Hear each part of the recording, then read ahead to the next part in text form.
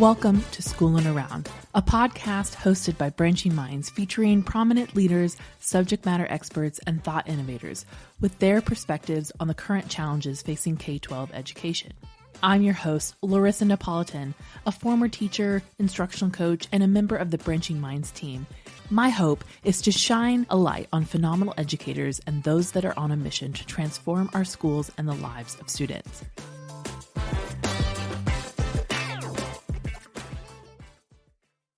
Great teachers and strong systems need each other. When a teacher tries something powerful in the classroom, the system around them must make it possible to continue. And when the system is built well, it shows up in small daily moments that students feel. So what happens when those two things work together, and what happens when they don't? That's exactly what we're going to dig into today. And if you lead the MTSS work, or you sit on a resource team, or you support students as a specialist, this conversation is definitely for you. And to help us explore it, I'm thrilled to welcome April Remfrey from Remfrey Educational Consulting. April works with international schools to build inclusive, sustainable systems of support through UDL, thoughtful teacher development, and a deep belief that every learner belongs. So let's get into it. Welcome to the podcast, April. Thanks for having me, Larissa. Well, I'm so excited to have you. I know we have a mutual friend through Mitch Weathers, who is a friend of the podcast. And so I was so excited that it was like, you need to talk to April. And so glad to have you on today. First of all, I would love to you work with schools all over the world. And so I would love for you to answer this question, just as for our audience to get to know you a little bit. If you could bottle one thing that you've seen a great teacher do, the kind of moment that makes you think like this is magic, and you could sort of hand that off to other teachers or that you meet, what would it be? I can think of two things right away. And the first one is routines. And the second one is when I see this deep understanding of co-regulation that happens between the adults and the young people. That's what I would love to bottle. And you brought up Mitch, so I will talk about the gospel of Mitch Weathers and how classroom routines are what build executive functioning skills, not the other way around. So when I see teachers putting into practice this idea that there's one place in the classroom to turn something in, not multiple places. Kids aren't asking questions of where are the pens and pencils, where are the rulers, where are this and that. Those type of routines are what makes me giddy inside and so excited when I see that in a classroom, because you see immediately that kids feel super independent. And that's really what they're all working toward, is that pushback that we often get because they're seeking independence. And so that leads into that deep understanding of co-regulation and understanding and seeing a classroom that's built around the student's nervous system and not ours as the teachers. So in order to do that, you have to know your own sensory profile and what you're seeking, what you're running away from, all of those kinds of things. And then being able to help students understand their own sensory profiles and their nervous systems. So when I see classrooms that have the right balance of those two things, it makes me so happy. I love that. You were talking about classroom routines, and I think it is kind of magic when I'm thinking back into my days as a teacher, and when students walk in and they know exactly what to do, they get out their notebooks, they start their bell work. You don't even have to prompt them. It's pretty magical. It's pretty magical, and it's like agree. Learning can start. That's right. You've greeted everyone at the door, and you don't even have to say anything else. And those executive functioning skills are on fire immediately, and they felt your calm the moment they walked into the classroom, right? Yeah. So to me, that's where the magic exists. Well, okay. So I know that you work with, like I mentioned, you work with schools kind of in, nearly every continent. And so a theme, sort of like when I dug into some of your work, a theme that runs is that classroom practice and school systems really depend on each other. So when you walk into a school, what tells you whether a a system is genuinely supporting what teachers are trying to do in their classrooms versus quietly maybe working against them. It's sometimes it can be difficult to put your finger on what that thing is, because when you walk into a school, you get the sense that it's a well-oiled machine, or you get the vibe that things aren't quite working well.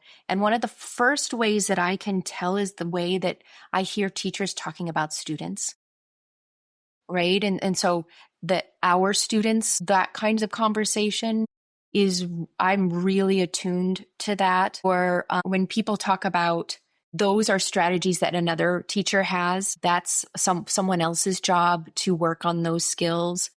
That's when my antenna go up and think, okay, something's not working together here. And we always talk about, Vygotsky's zone of proximal development. And we talk about students being in their zone, but I think teachers can also be in their zone of proximal development, because everybody's at a different place in their teaching journey, and there's ebbs and flows when things are happening in your life, right? You're going to be on, or you're going to be in different places. But there's this notion that a really great friend of mine, Mona Stewart, talks about, this idea of when you're in your zone of proximal development, you're in this state of calm alertness.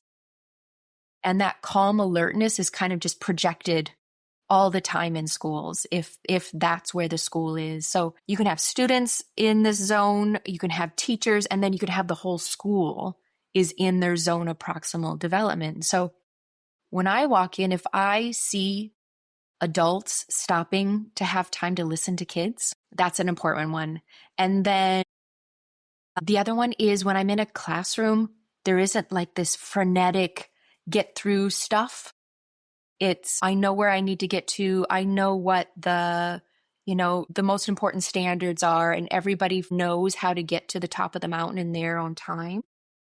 And then a little bit deeper in would kind of be that teachers know the process when they have concerns, and they trust it and they respect it.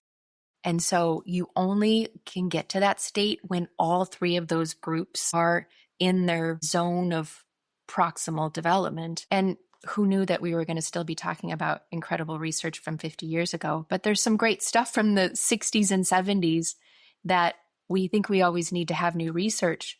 But the really good stuff is established. We just got to make sure we continually go back to it. And I think Vygotsky is one of those big ones. Yeah. Well, and I was, as you were talking, it was just making me think about, like, when you mentioned how teachers talk about students or even just talk about what's happening in their classroom. I think that gives a great indication of just how they feel, like if they're, like we talked about before, that feel that regulation, they feel the ability to be calm because there's not chaos or there's not uncertainty or distrust. I even like that you mentioned distrust of the system and protocols and procedures to support students, because I do think that, like, that's where you feel the angst of educators when they know there's something that's not working, and it's frustrating because they may not have control over it, but it impacts the work that they do in the classroom. And it impacts their students, right? They feel that with their students. And I don't doubt that all teachers have students' best interests at heart. But what happens is the trust starts to get lost when it's chipped away at little by little by little, when they run into holes in the system. And so one of the things I'd like to tell leaders is, when you have new staff coming in at the beginning of the school year, use them as a consultant. Really, like, they have fresh eyes on your process and your system, and they're going to see where those holes are almost immediately. So collect that information and use it to help you start to notice where all of those holes are. So there's got to be the system of feedback. And I think that feedback loop is something that builds a sense of trust and respect. So having listening conferences on a regular basis, what's working really well, where are these points of friction? And then when you start to talk about how you're going to pivot in and create, better systems, you can say specifically, we heard this from you, and that's why we're making this change. Yeah. Well, and I think that's versus a leader who says, well, you're new here, you don't understand. Right. And so really actually taking it as they have fresh eyes. They're not, blinded by other things. They can see the holes. I like that you phrased it that way, because I do think that oftentimes it can be easy to feel defensive when someone comes in and points out, here's all the things you're doing wrong. I like what you talked about, like with new teachers. I think that I want to talk a little bit about some of that development that leaders can do, because so many of our listeners are MTSS leaders, or, I would love to talk a little bit about how they can maybe strengthen the whole system. How does maybe even starting small with one teacher's classroom, how could that maybe ripple outward and shift that larger system? If you're thinking about, where could they start with this? You suggested start with new teachers, but can you maybe talk a little bit about how you've seen the impact of that? So I grew up in Iowa, in an itty bitty town of 2,000 people, and it's really kind of shaped my worldview, which is, I've lived in Switzerland for 13 years now. So my husband always says, you can take the girl out of Iowa, but you can't take Iowa out of the girl. And so I often think about MTSS through this lens of growing up in Iowa. And people tend to focus on, in Iowa, the harvest, because there was the harvest season was a massive thing. Our school holidays tended to be around harvest season, or there would be kids gone for 2 weeks because they had to help with these kinds of things. So the harvest was the most visible thing happening around me in my little town. But those farmers knew that the harvest is actually one of the smallest parts of the work. And the real work happens long before anything ever gets planted in the spring, right? They have to test the soil, they have to replenish nutrients and make sure all their equipment is serviced and pay attention to the weather patterns. And so they're creating systems that are going to sustain growth through the whole year and make sure that short harvest season is really great and strong. And so by the time the seed even gets in the ground, they've already made 100 little decisions to make sure that goes well. And so I think it's a bit like MTSS. And one of these big misconceptions about MTSS is leaders assume that they're there to intervene when one individual student is struggling, but really our work is there to feed the soil all along, to make sure the soil that everyone is growing in is full of nutrients, right? So when the MTSS leader invests in one individual teacher, they're not just helping one classroom, right? They're influencing maybe even hundreds of students over time that filter through that teacher's classroom. So my question often is, what are those foundational practices that every student deserves to experience every single day, regardless of whose classroom they walk into? And so I'm not starting with, should I support one teacher or should I look at the system? It's like, how are we looking at the whole soil? How are we going to feed that soil? And how are we going to make sure we have strong professional learning communities where teachers are solving problems together instead of in isolated pockets? Or where can we create, like I was talking about, those predictable classroom routines that are going to naturally build those EF skills throughout the day? So it's investing in those, the ecosystem changes, right? Not thinking that working with one individual teacher is not worth our time. That's how we make sure the soil is primed. So that I'm just thinking about problem solving together and moving from one classroom and one experience to the whole system is really valuable. And so that MTSS leader's job is not to run around rescuing individual plants. Yeah. They're there to be kind of like the steward of the soil and making sure that it's rich and healthy and constantly cared for. So growth stops being something we have to force and starts becoming something we can really expect and trust over time. Well, and I think it goes hand in hand. Like you can continue to work on the larger system. Like I'm thinking is like the priming the soil for growth is you're supporting the system as a whole in the sense of providing high quality materials for your tier one, creating a master schedule, having the right kind of having interventionists available, like doing some of those larger system work, but also spending time and seeing it in action in the teacher's classroom. How does that tier one delivery, the core instruction delivery actually look like with this teacher? And support, like I feel like it can go hand in hand, that work has to. But it is good, I think, sometimes if you're starting small, even just to look at what do routines look like, even just supporting the work of a teacher who maybe is struggling. I think of it this way as an MTSS leader. If you're looking at your data, you're also pinpointing where are the places where I need to push in and have that individual support. Where are the places where we can utilize PLCs and the collaborative community? Because I think, and if you have insight into that, then you can really like support. You can actually help. Because if there, I was going to extend the metaphor to if there's a spot in your field that you need to like to see to, like, you should do that. That's right. Right. So what are the things that you're always going to keep coming back to as a staff? We're always going to talk about classroom routines. That's foundational. We're always going to talk about co-regulation and making sure that we have calm in order to share the calm.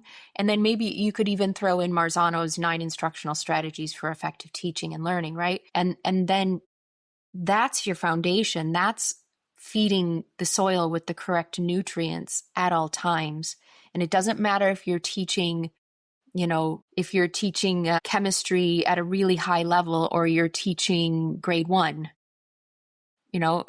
all of those things are applicable to every single classroom in your whole school or your district or your state or your everything. So making sure that I think innovation gets a bad rap sometimes. And I don't think innovation has to be something new every time.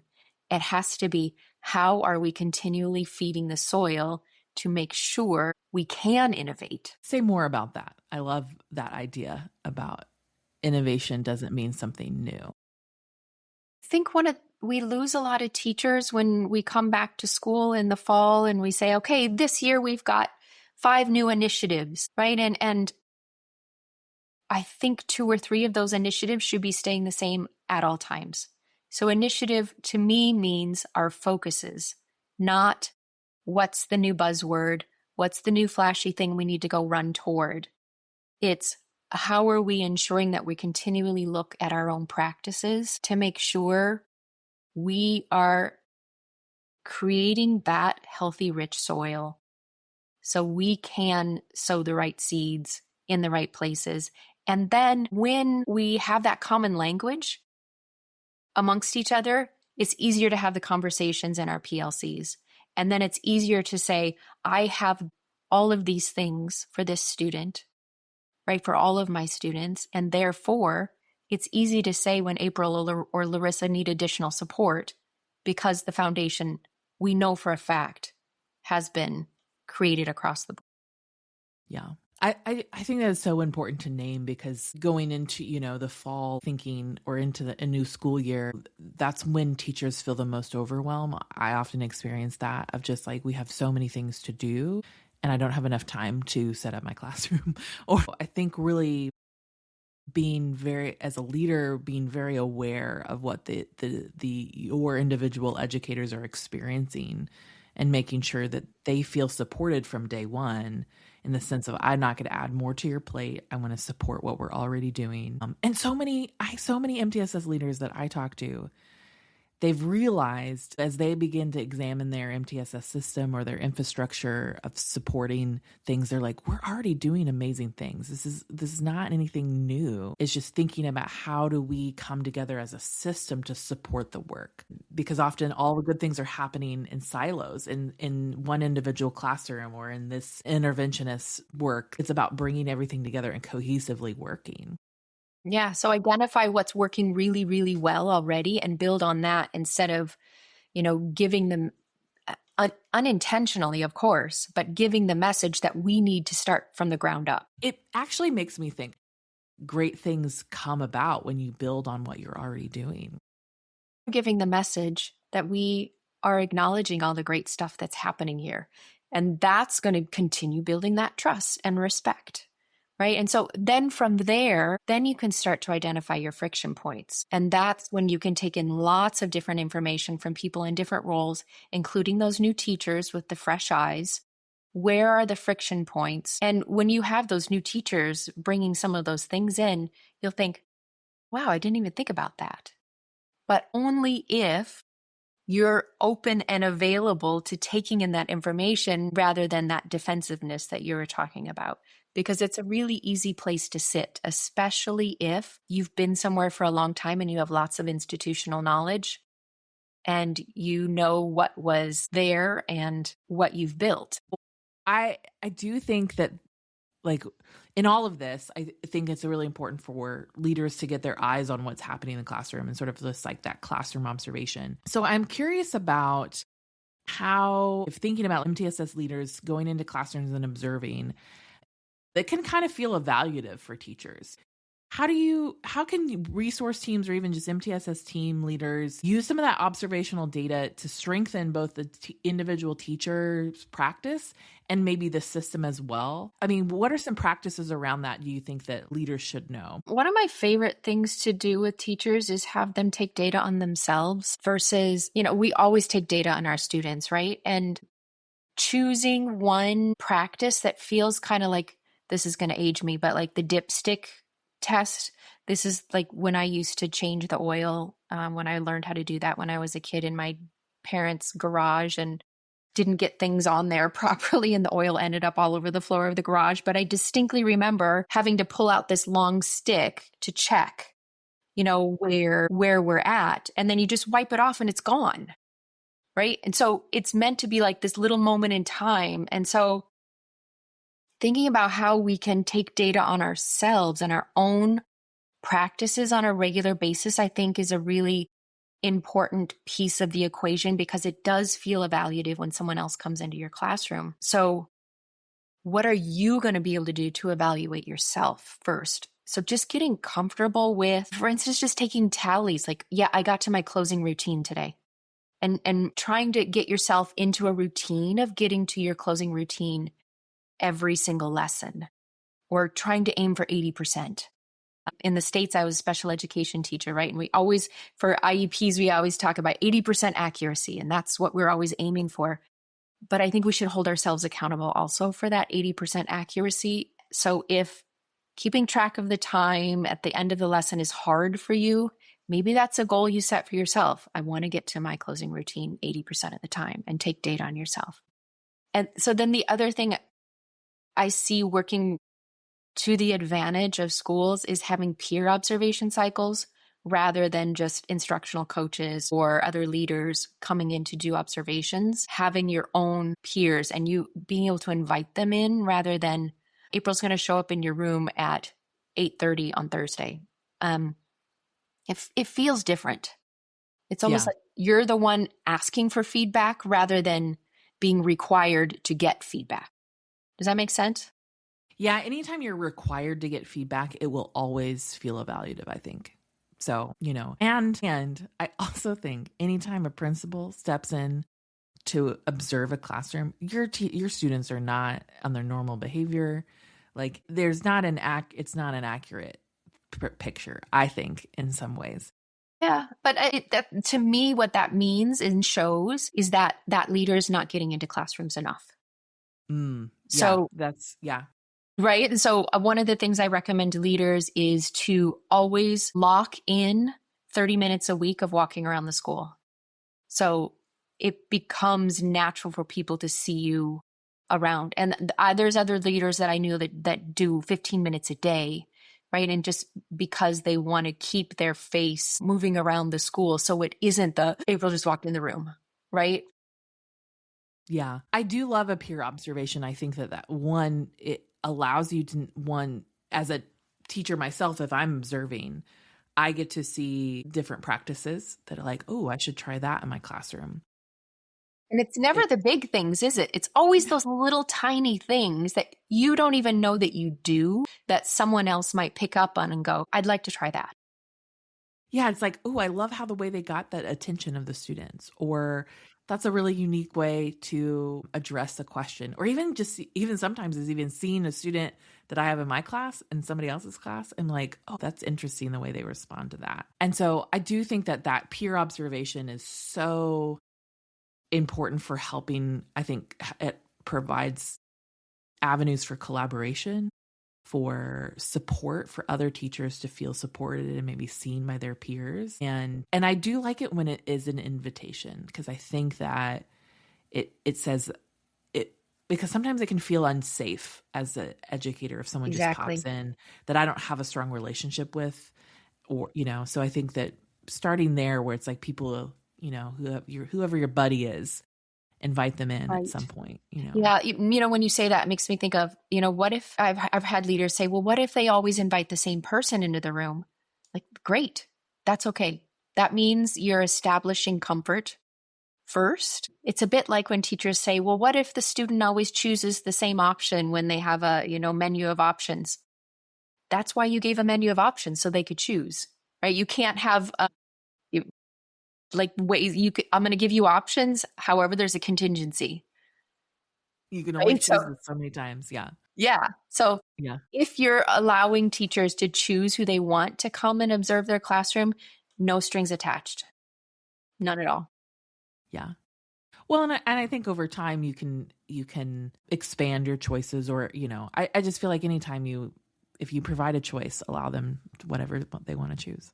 And so then what usually comes out of that naturally is the teachers come up with what they would like to have happen next.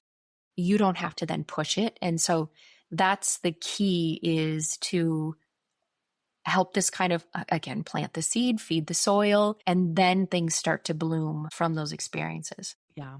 There's so many more questions I want to ask you. It's so hard because I was like, but I wanted to ask a little bit about, and maybe you're going to give the same kind of answers you were before, but if you feel, if MTSS team is overloaded and they feel like there's so many things that they want to change or fix in the system, what are some first moves that they should make? So I just had this conversation with a school that's starting on their MTSS journey. And first of all, start with what's going well and then talk about friction points. And don't assume that you know as a leader. So we need to be able to look macro and micro, right? Big and small. But one of the things that I think it's really helpful for leaders to start with is listening conferences. So that's where you, rather than a survey, which, do you remember how many surveys we would have to fill out as teachers? It feels different. It lands differently when there's a 15-minute listening conference. And I know it can take a lot of time, but I think it's time really well invested, where you actually sit there and listen, and all you start with, what's going well and where's the friction, or what's not going well, right? And you just sit and listen and take notes. That's it. And so I think that you get a lot of bang for your buck by doing listening conferences. The other thing that comes to mind is, and you brought this up already, but starting with tier 1, starting with a really solid foundation of what's happening in all of your classrooms, because what I see happening frequently is that the MTSS framework and team lands on student support services. So it gets this sense from a lot of the teachers in the school that MTSS is owned by student support services and not the whole school. And so when you start with having the conversations about tier 1, that's everybody, right? And so some schools kind of narrow down what that's going to mean to what are some immediate strategies that are going to help us move the needle forward. So top 10, everybody likes a top 10 list. What are our top 10 strategies that we all commit to doing really well in our classrooms at all times? And if that's overwhelming, start with the top 5. Yeah. And here are our power standards of those top 10. Yeah. Right? Yeah. And then you can start to really get a sense for where progress is being made. But my friend Jim Guyona Eldis always talks about being able to check your own progress as like you're standing in the middle of a river and all of this data is rushing by you all the time. And the data is on your students, it's on yourself, it's on your colleagues, it's on the whole school. And your job is to stand there with a bucket and take a scoop, take a look at it, and put it back in the river. But that bucket is one thing. You can't measure everything, nor should you, right? And so it's like the canary in the coal mine. Choose the one thing you're going to really focus on measuring to be able to tell where things are progressing. So as a team, choose what you're going to take data on for the first semester or for the first trimester and stand in the middle of the river, take a scoop, look at it, and then realize it is a moment in time, right? It's not the end all be all. But you continue to look at it and it's not let's jump over here or jump over there or do this and stick with your plan for a good period of time to be able to tell if you are making good progress. Yeah, I think that's really important because they say that an MTSS implementation takes at least 3 to 5 years to really see the fruits of that. And I think that many times if something's not happening in a year, they give up on it. Let's try something else.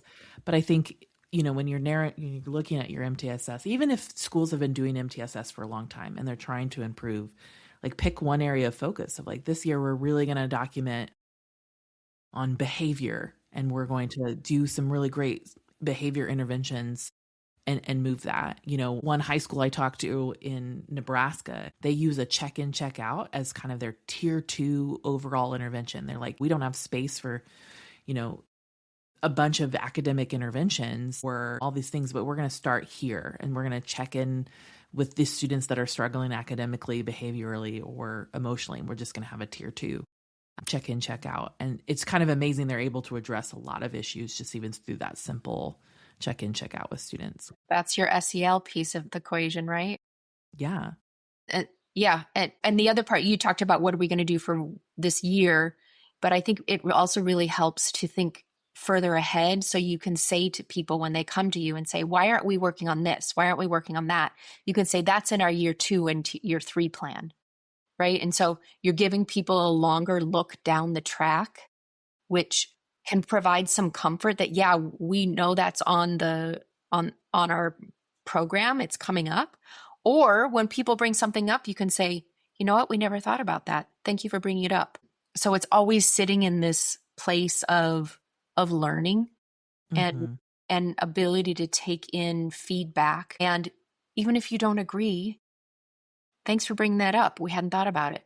I'll take it to the team. Something like that where everybody kind of has the line that they say when something like that comes up. And I feel really confident when I have something like that in my back pocket when I get caught off guard. Yeah. So I don't come back with defensiveness. Hey, thanks for letting me know. Exactly. I'll make sure that we talk about that in our team, or I'll bring that back to the team. Or let me write that down real quick. Thank you for that. Yeah. Yeah.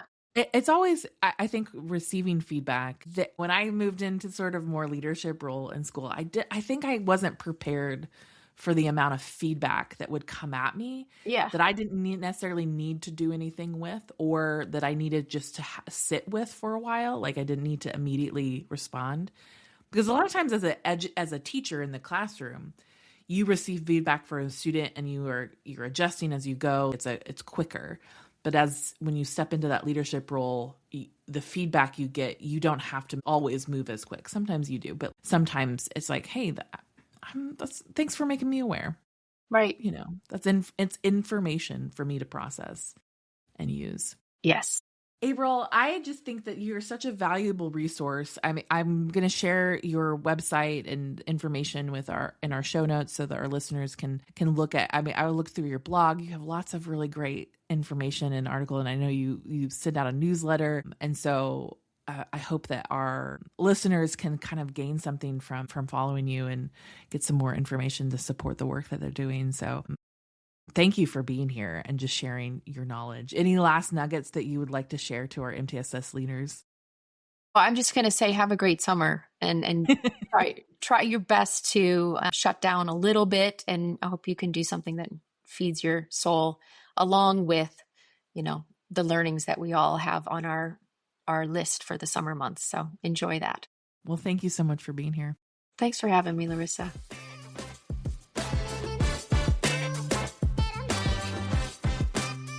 Thanks for listening to Schoolin' Around, a podcast hosted by Branching Minds. Go ahead and subscribe to our feed wherever you listen to podcasts. And don't forget, if you are enjoying our content, would you do us a favor and rate and review our podcast on iTunes?